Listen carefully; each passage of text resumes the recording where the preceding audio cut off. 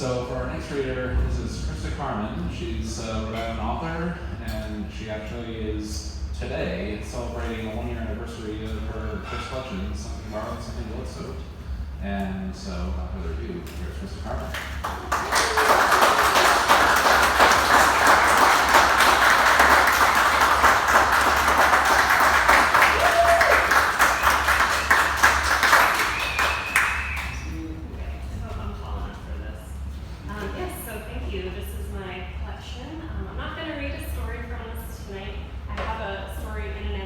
That's debuting at NecronomiCon. They're all stories inspired by Gothic horror cinema. So I'm going to read an excerpt from my story in that collection, or in that anthology. My story is called Cleaver Castle of Carnage presents The Coven Strikes Back. Section 1 is Lights. The director ended the scene with a voice loud enough to wake the dead. And Audra Vampanata pretended not to notice the furious look her co-star aimed her way. "What the hell, Vamp?" Audrey Mann whined. He smoothed his glossy hair back before surveying his arms and legs, as if she put him in real danger of losing a limb. "You're supposed to jump from the car like a damsel in distress. That's how it's written in the script. Tippy jumps from the moving taxi like the damsel in distress she is." He recited the words slowly, as if she had not only hadn't read them, but couldn't read at all. "You jumped way too high, and you didn't seem distressed at all. Did you even read the script?" Audra finished applying a fresh coat of blood red lipstick and turned to Jeffrey, smiling. "I did read the script, but I must have just plumb forgotten that little directive. You're so helpful, Jeff, honey, to remind me. If Bernard is amenable, let's get in place and do it again. I promise I won't screw it up this time. Cross my heart." The smile remained in place while she spoke, her tone free from sarcasm. She took a slinking step toward the greasy-haired, mustachioed director. The Coven Strikes Back was Bernard Fisher's second film with Cleaver Castle of Carnage, and the suits had paid him a hefty sum to lure him away from Hammer Film Productions, if the trades had gotten their numbers right. "Can you try again, Bernard?" Audra asked. "I guess I imbued Tippy with a little too much gumption. You call action, and I'm the most distressed damsel in the history of horror." Fisher scoffed, addressing his words to Jeffrey. "I could always have wardrobe drop her neckline a few inches, take up the hem of her skirt. Then we'll see how keen she is to go exploding out of that taxi like a damn rabbit." He turned to Audra. "What do you think, little bunny rabbit? You think you'll be pouncing around so much trying to steal the show if you have to show a little more skin?" Jeff's polished movie star laughter joined Fisher's unpleasant braying, freeing Audra from having to think up a ladylike response. She did, however, maintain an Academy Award-worthy smile while Jeffrey moved into position and shook her head as she gripped the stunt car's handle, as if unable to fathom the boundlessness of Fisher's wit. Inside the vehicle, she prepared herself for the scene. She was Tippy Palmer, a Los Angeles schoolteacher who hailed a cab to see her sister.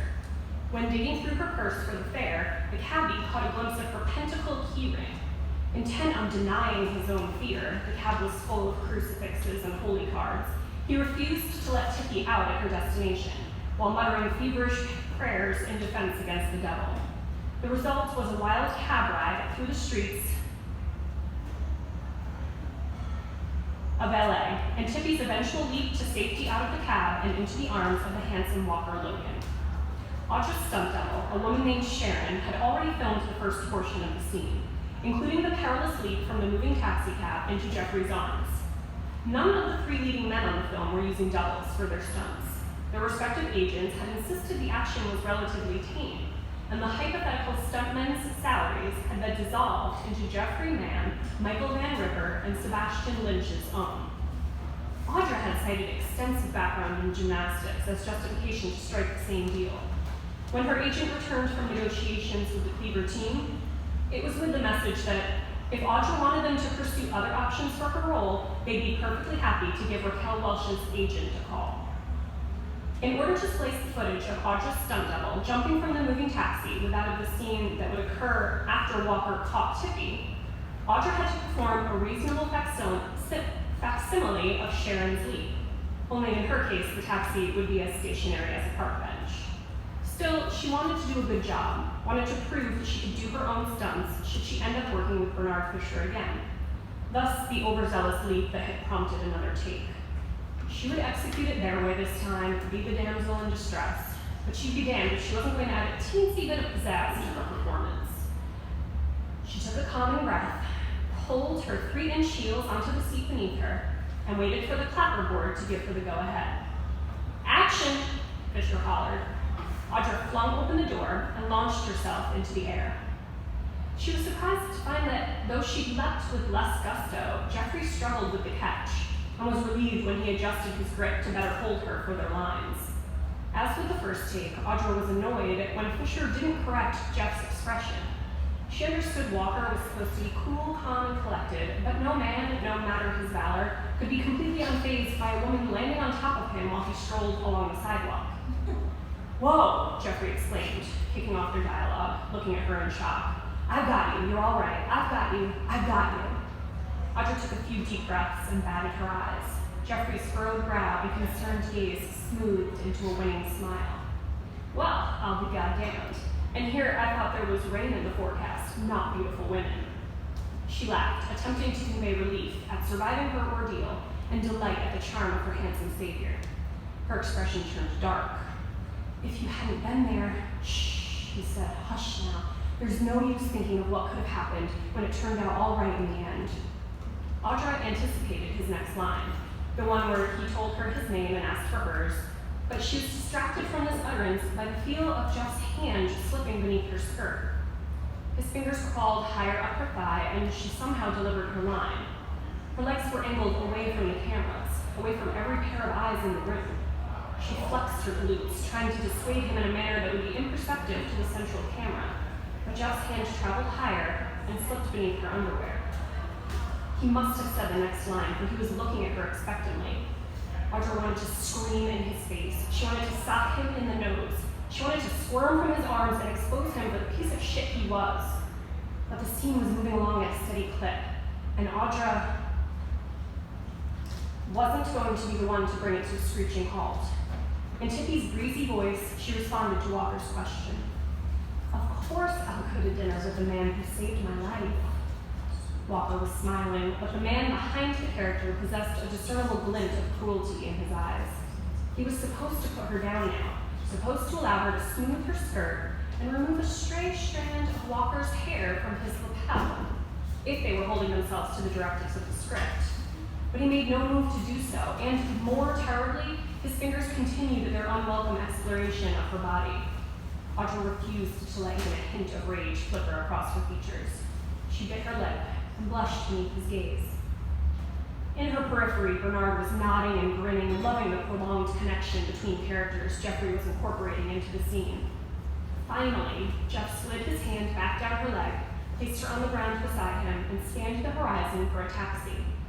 A second stunt car pulled into view, and Walker whistled for the driver's attention. "I'm on Eagle Street behind the high school," Tippy said, with a shy, downward tilt of her head. "I'll pick you up at 8. He winked. "Be careful when you choose your next taxi, little lady. I need you in one piece if I'm going to take you on that date."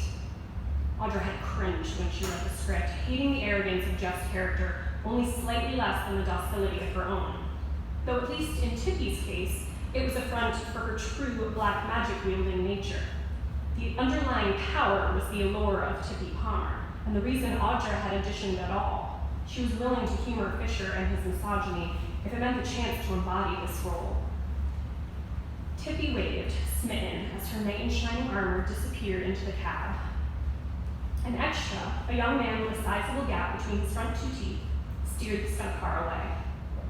The footage of Walker Logan's cab driving off into the distance would be spliced with that of actual downtown Los Angeles traffic. But Audra continued to stare after the cab in case any of the cameras remained focused on her. The stunt car pulled to the far end of the lot, and Bernard Fisher bellowed, "Cut!" The extra exited the front seat and quickly migrated toward his colleagues. "That's a wrap on this scene," Fisher called. "Great job, man." "Hey, man, come on out, didn't you hear? That's a wrap." The congratulatory chatter of the cameramen and crew was interrupted not by Jeffrey Mann's response, but by a deafening explosion as the taxi went up in flames. The gaffer shouted in horror. Audra screamed. She turned and saw Bernard, ashen-faced, gape in shock, then turn and sprint for the bank of phones. A wiry, baby-faced production assistant fought to reach Jeffrey through the blaze, but the car's roof collapsed, sending the flames even higher. Audra thought she saw the actor's arm, charred black and blistering with molten, melting flesh, smack the window as he flailed about in a futile effort to escape. A quick-thinking makeup artist ran over with a pair of fire extinguishers, and though they aimed the nozzles at the back passenger side of the vehicle, none of the stunt car's doors ever opened again. The next section is called Camera. There's action and cut, but I will leave you there. Thank you.